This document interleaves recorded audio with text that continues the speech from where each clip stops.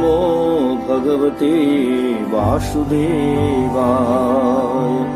ॐ नमो भगवते वासुदेवाय। ॐ नमो भगवते वासुदेवाय। ॐ नमो भगवते वासुदेवाय।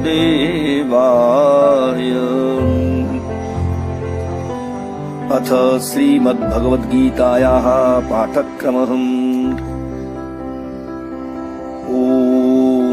अस्य श्रीमद्भगवद्गीतामालामन्त्रस्य श्रीभगवान् वेदव्यास ऋषिः अनुष्टुप् श्रीकृष्णः परमात्मा देवताम् अशोच्यानन्वशोचस्त्वं प्रज्ञापादांश्च भाषसे इति बीजम् सर्वधर्मान् परित्यज्य मामेकं शरणं व्रज इति शक्तिः। अहं त्वा सर्वपापेभ्यो मोक्षयिष्यामि मा शुचः इति कीलकम्। श्रीकृष्णप्रीत्यर्थ गीतापाठे विनियोगः। अथ करन्यासः। नैनं छिन्दन्ति शस्त्राणि नैनं दहति पावकः इति अंगुष्ठाभ्यां नमः। न चैनं क्लेदन्त्यापो न शोषयति मारुतः इति तर्जनीभ्यां स्वाहा। अच्छिद्योऽयमदाहुयो मक्लेद्यो शोष्यैव च इति मध्यमाभ्यां वसतम्। नित्यः सर्वगतः स्थाणु रचलोऽयं सनातनः इति अनामिकाभ्यां हुम्। पश्य मे पार्थरूपाणि शतशोथ सहस्रशः इति कनिष्ठिकाभ्यां बहुशतम्। नानाविधानि दिव्यानि नानावर्णाकृतीनि च इति करतलकरपृष्ठाभ्यां पट इति करन्यासः। अथ अङ्गन्यासः। नैनं छिन्दन्ति शस्त्राणि नैनं दहति पावकः इति हृदयाय नमः। न चैनं क्लेदयन्त्यापो न शोषयति मारुतः इति शिरसि स्वाहम्। अच्छिद्योऽयमदायोऽयमक्लेदोषोष्यैव च इति शिखायै वसतम्। नित्यः सर्वगतः स्थाणु रचलोऽयं सनातन इति कवचाय हुम्। पश्य मे पार्थरूपाणि शतशोथः सहस्रशः इति नेत्राभ्यां बहुशतम्। नानाविधानि दिव्यानि नानावर्णाकृतीनि च इति करतलकरपृष्ठाभ्याम् अस्त्राय पटम्। अथ ध्यानम्।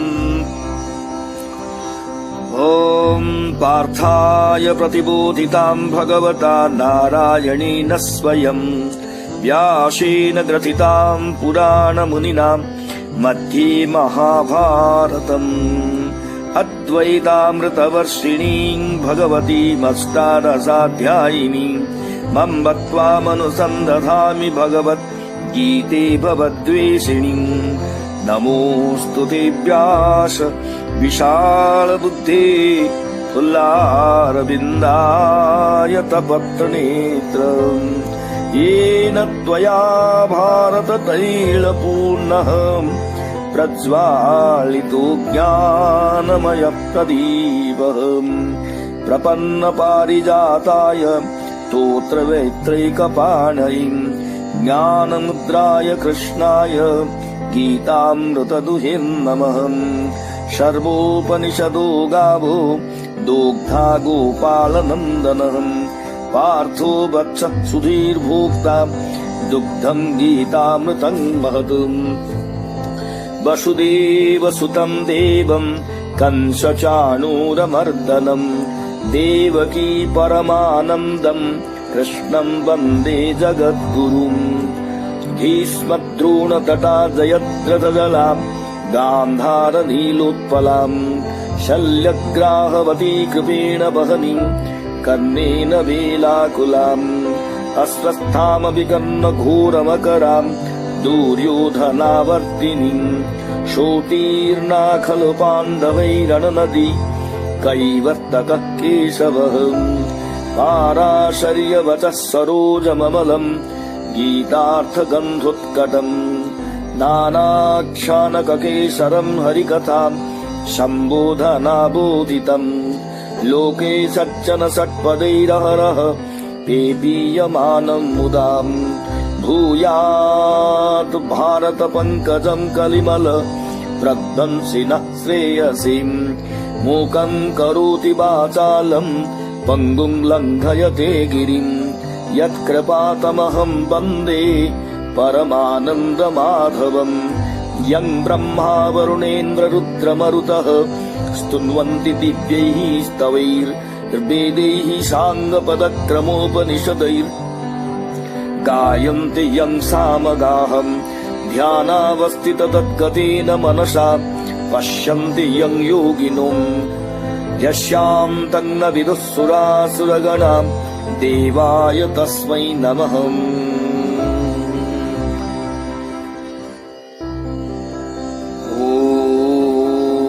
नमो भगवते वासुदेवाय। ॐ नमो भगवते वासुदेवाय। ॐ नमो भगवते वासुदेवाय। ॐ नमो भगवते वासुदेवाय। श्रीमद्भगवद्गीताम् अथ प्रथमोऽध्यायः। अर्जुन विषादयोगः। धृतराष्ट्र उवाच धर्मक्षेत्रे कुरुक्षेत्रे समवेतायुत्सवः मामकः पाण्डवाश्चैव किमकुर्वत संजय। धृतराष्ट्र कहिले, हे संजय, दुर्योधन प्रभृति मोर पुत्र माने एवं युधिष्ठिर प्रभृति पांडुपुत्र माने धर्मभूमि कुरुक्षेत्र रे युद्ध करिवा इच्छारे मिलित होई कौन कले। संजय उवाच दृष्ट्वा तु पाण्डवानीकम् व्यूढम् दुर्योधनस्तदाम् आचार्यमुपसंगम्य राजा वचनमब्रवीत्। संजय कहिले, राजा दुर्योधन पांडव सैन्यଙ୍କୁ व्यूहाकाରରେ रखिथिबा देखि द्रोणाचार्यଙ୍କ निकटକୁ ଯାଇ विनୟରେ कहिले, पश्येताम् पाण्डुपुत्राणाम् आचार्यमहतीम् चमूम् व्यूढाम् द्रुपदपुत्रेण तव शिष्येण धीमताम्। हे आचार्य, आपणଙ୍କର बुद्धिमान शिष्य द्रुपद राजाଙ୍କର पुत्र धृष्टद्युम्नଙ୍କ द्वारा व्यूहाकाररे सुसज्जित पांडव मानଙ୍କର ଏହି विपुल सैन्यଙ୍କୁ देखन्तु। अत्र शूरा महिश्वासा भीमार्जुन समायुधीम् युयुद्धान विराटश्च द्रुपदश्च महारथः। ଏହି पांडव सेना ମଧ୍ୟରେ ଯୁଦ୍ଧରେ भीमार्जुनଙ୍କ ପରି ସମାନ ପରାକ୍ରମୀ ଏବଂ महाधनुर्धर वीरମାନେ ଅଛନ୍ତି। सात्यकी विराट राजा एवं महारथ द्रुपद राजा।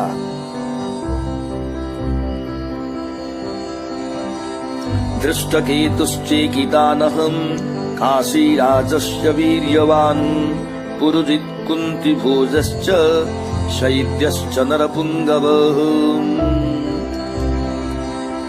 दृष्टकेतु, चेकितान, वीर्यवान काशीराज, पुरुजित, कुंतीभोज एवं नरश्रेष्ठ शैव्य अछन्ति। युद्धामन्युश्च विक्रांत उत्तमौजा च वीर्यवान् सौभद्रो द्रौपदेयाश्च सर्व एव महारथाः। विक्रमशाली युधामन्यु, वीर्यवान उत्तमौजा, सुभद्रा पुत्र अभिमन्यु एवं द्रौपदींकर पंचपुत्र एमाने समस्ते महारथी अटन्ति।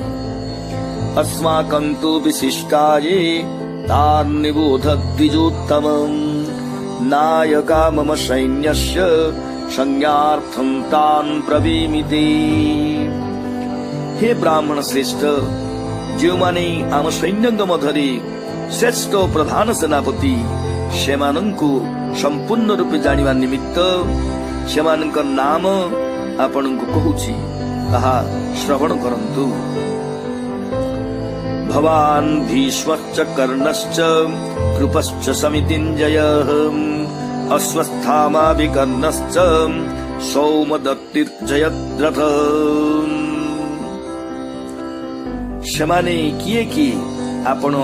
ଆପଣ ପିତାମହ ଭୀଷ୍ମ, କର୍ଣ୍ଣ, ସମର ବିଜୟୀ କୃପ, ଆପଣଙ୍କର ପୁତ୍ର ଅଶ୍ୱତ୍ଥାମା, ମୋ ଭାଇ ବିକର୍ଣ୍ଣ, ସୋମଦତ୍ତ ପୁତ୍ର ଭୂରିଶ୍ରବା ଏବଂ ଜୟଦ୍ରଥ ଅଛନ୍ତି। ଅନ୍ये ତୁ ବହବଃ ଶୂରା ମଦର୍ଥେ ତ୍ୟକ୍ତଜୀବିତାଃ ନାନା ଶସ୍ତ୍ର ପ୍ରହରଣାଃ ସର୍ବେ ଯୁଦ୍ଧ ବିଶାରଦାଃ। ମୋ ପାଇଁ ପ୍ରାଣ ଦେବା ସକାଶେ ପ୍ରସ୍ତୁତ ଏବଂ ନାନା ଶସ୍ତ୍ର ବ୍ୟବହାର କ୍ଷମ ଆହୁରି ଅନେକ ବୀର ଅଛନ୍ତି। ସେମାନେ ସମସ୍ତେ ଯୁଦ୍ଧରେ ସୁନିପୁଣ। ଅପର୍ୟାପ୍ତଂ ତଦସ୍ମାକଂ ବଳଂ ଭୀଷ୍ମାଭିରକ୍ଷିତଂ ପର୍ୟାପ୍ତଂ ତ୍ୱିଦମେତେଷାଂ ବଳଂ ଭୀମାଭିରକ୍ଷିତଂ।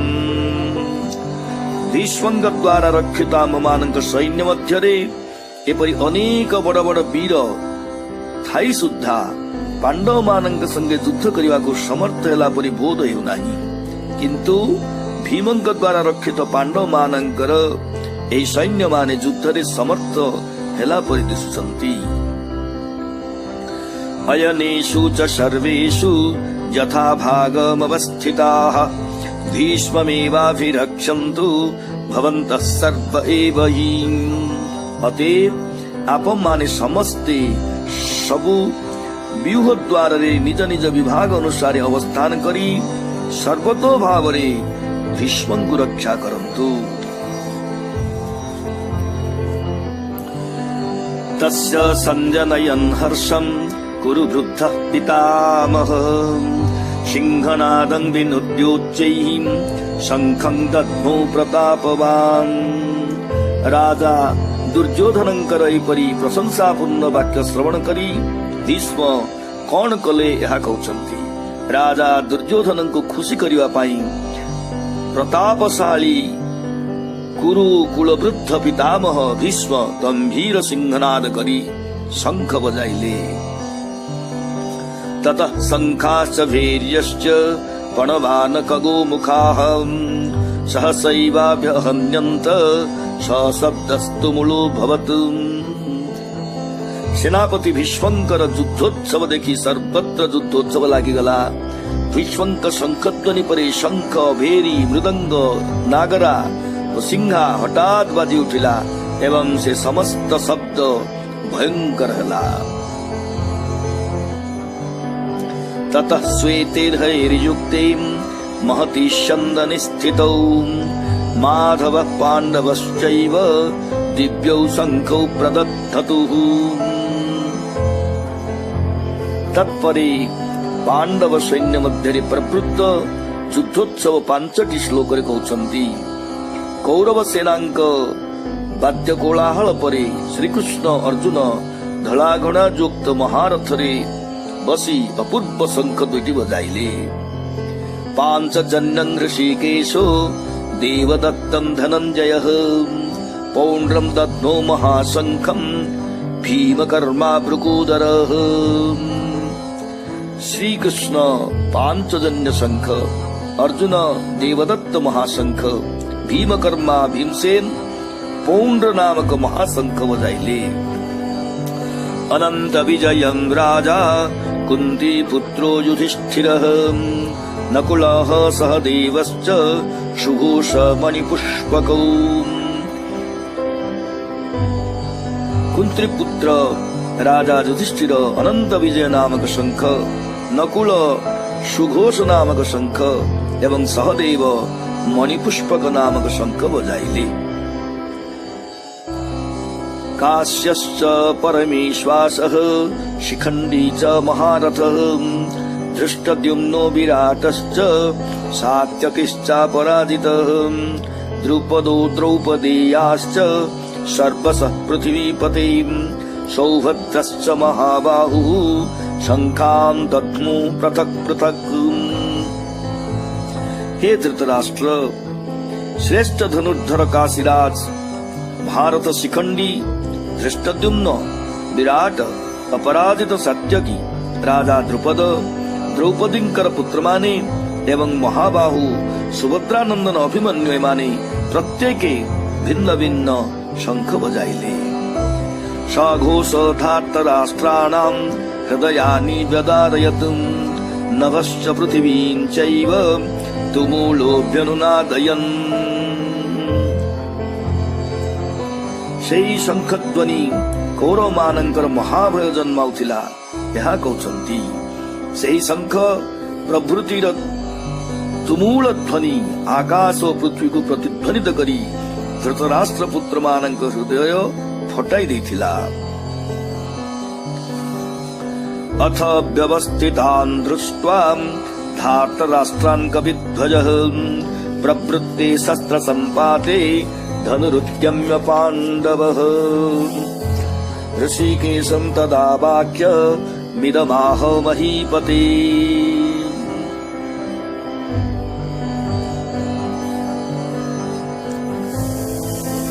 ଏହି ସମୟରେ अर्जुन श्रीकृष्ण को कहले, हे राजन, धार्तराष्ट्र पक्षीय लोकमानंकु शस्त्र समूह प्रयोग रे उद्योगी देखि कपिध्वज अर्जुन धनु उत्तोलन करी श्रीकृष्ण को यही कथा कहले।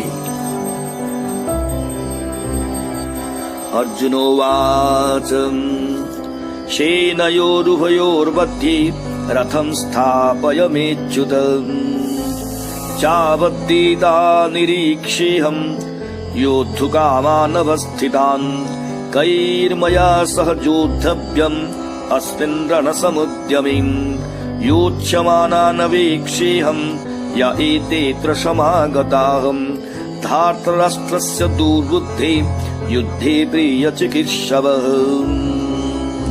अर्जुन कहिले, हे अच्युत, जे पर्यंत मु युद्धाभिलाषी होई रहिथिबा एही वीर मानंकु देखिबी, एही युद्धारंभरे केउ मानंक सहित मते युद्ध करिवाकु हेबो। एही युद्धरे दुर्बुद्धि दुर्योधनर मंगल करिवा इच्छारे जे माने एठारे समवेत होइछन्ति, सेही सबु युद्धार्थी मानंकु जे पर्यंत मु देखिबी, से पर्यंत तुमे उभय सैन्य मानंक मझिरे मोर रथकु स्थापन कर। संजय उवाच एवमुक्तो हृषीकेशो गुडाकेशेन भारत सेनयोरुभयोर्मध्ये स्थापयित्वा रथोत्तमम् भीष्मद्रोण प्रमुखतः सर्वेषां च महीक्षिताम् उवाच पार्थ पश्यैतान् समवेतान् कुरुनिति। संजय कहले, हे भारत, अर्जुन श्रीकृष्ण को एहिपरि कहिबा परे श्रीकृष्ण उभय सेना मध्यरे भीष्म द्रोण प्रमुख राजा मानंक सम्मुखरे तांकर उत्तम रथ रखी कहले, हे पार्थ, युद्ध निमित्त सम्मिलित कौरव मानंकु देख। तत्रा पश्यत स्थितान् पार्थ पितॄनथ पितामहान् आचार्यान् मातुलान् भ्रातॄन् पुत्रान् पौत्रान् सखींस्तथा। अनंतर अर्जुन सेही स्थान रे एकत्र होइतिबा उभय पक्षीय सैन्य मानंक मध्यरे पितृव्य पितामह आचार्य मातुल भ्राता पुत्र पौत्र सखा श्वशुर एवं बंधु मानंकु देखिले।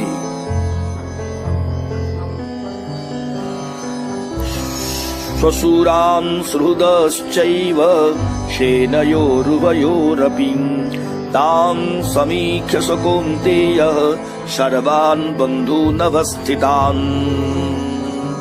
अर्जुन सेही बंधु मानंकु युद्ध क्षेत्र रे समागत देखि अतिशय कृपान्वित एवं विषाद युक्त होई एही कथा कहिबाकु लागिले। कृपया परयाविष्ठो विषेदन्निदमब्रवीत्। अर्जुनोवाच दृष्ट्वेवं स्वजनं कृष्णं युजुक्षुं समवस्थितान् सीदन्ति मम गात्राणि मुखं च परिशुष्यति वेपथुश्च शरीरे मे रोमहर्षश्च जायते। अर्जुन सेही बंधु मानंकु युद्ध क्षेत्र रे समागत देखि अतिशय कृपान्वित एवं विषादयुक्त होई एही कथा कहिबाकु लागिले। अर्जुन कहिले, हे कृष्ण, एही आत्मीय स्वजन मानंकु युद्ध करिवा इच्छा रे रणक्षेत्र रे एकत्र हेबार देखि मोर देह कोन होई जाउछि एवं मुह सुखी जाउछि।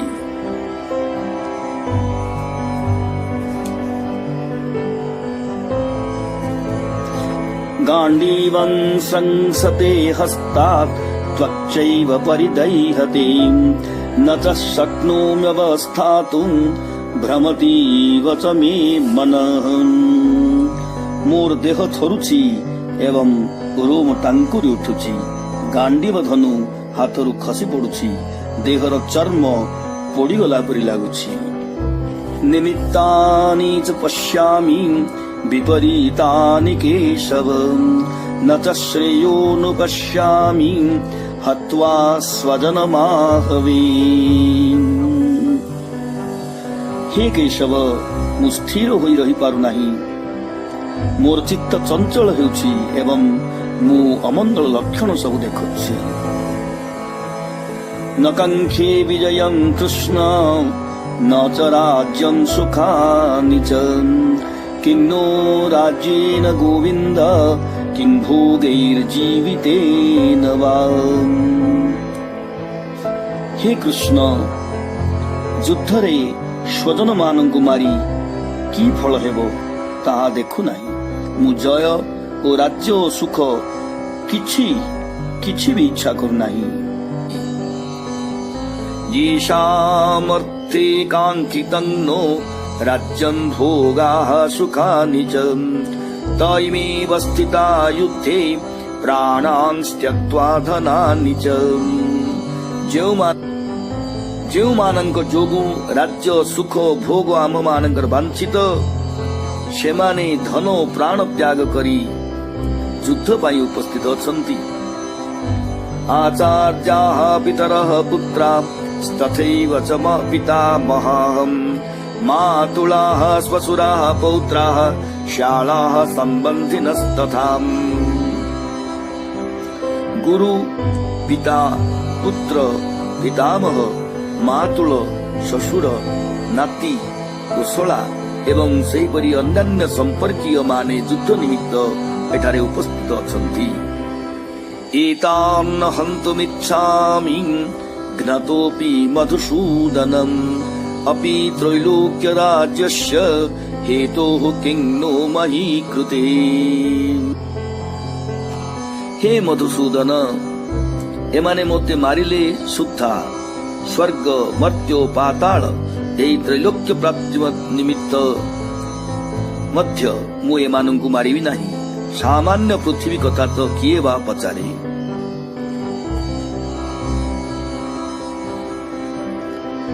निहत्य धार्तराष्ट्रान्नः का प्रीतिः स्यात् जनार्दनम् पापमेवाश्रयेत् अस्मान् हत्वैतानाततारिणः। हे जनार्दन, दुर्योधन प्रभृतिଙ୍କୁ मारिले आम मानकर कि सुख हेबो, बरं एही आततायी मानଙ୍କୁ मारिले आम मानकर केवल पाप स्पर्श करिवो। तस्मान्नार्हा वयं हन्तुं धार्तराष्ट्रान् स्वबान्धवान् स्वजनं हि कथं हत्वा सुखिनः स्याम माधव। अतएव दुर्योधन प्रभृति आपणार बंधु मानंकु मारिवा आम्ह मानंकर उचित नुहि। हे माधव, कारण आपणा बंधु मानंकु मारिले आम्भे माने किपरि हेबा सुखी हेबा। यद्यप्येते न पश्यन्ति लोभोपहत चेतसः कुलक्षय कृतं दोषं मित्रदोहे च पातकम्। यद्यपि एमाने लोभ द्वारा विवेक भ्रष्ट होई वंशनाश जनित दोष एवं बंधु विरोध जात पाप को न देखन्ति। कथं न ज्ञेयमस्माभिः पापादस्मान् निवर्तितुं कुलक्षय कृतं दोषं प्रपश्यद्भिर्जनार्दनम्। हे कृष्ण, तथापि आम्भेमाने वंशनाश जनित दोष जाणु जाणु ए पापरु निवृत्त हेबार विचार काहीकि न करिबा। कुलक्षये प्रणश्यन्ति कुलधर्मः सनातनाः धर्मे नष्टे कुलं कृत्स्न मधर्मो विभवाच्युत। वंशनाश हेले परंपरागत कुलधर्म विनष्ट हुए आउ धर्म नष्ट हेले अवशिष्ट समुदाय वंश को अधर्म व्यापी। अधर्माभिभवात् कृष्ण प्रदुष्यन्ति कुलस्त्रियः स्त्रीषु दुष्टासु वाष्णीय जायते वर्णसंकरः। हे कृष्ण, अधर्म बढ़िले कुलस्त्री माने व्यभिचारिणी हुवन्ति। हे वृष्णिवंशावतंस स्त्री माने भ्रष्टा हेले वर्णसंकर उत्पन्न हुवन्ति। शंकरो नरकायैव कुलघ्नानां कुलस्य च पतन्ति पितरो ह्येषां लुप्तपिण्डोदक क्रियाः। वर्णसंकर कुलनाशमानंकर एवं निज कुलर नरक पतनर हेतु हुए एमानंकर पितृगण पिंड तर्पणादि कार्य लुप्त हेबारु नरकरे पतित हुवन्ति। दोषैरेतैः कुलघ्नानां वर्णसंकर कारकैः उच्छाद्यन्ते जाति धर्माः कुलधर्माः च शाश्वताः। एही सबु वर्णसंकर उत्पत्ति कारक दोषरे कुल विनाशक मानंकर जाति धर्म कुल धर्म सबु विनष्ट हुए।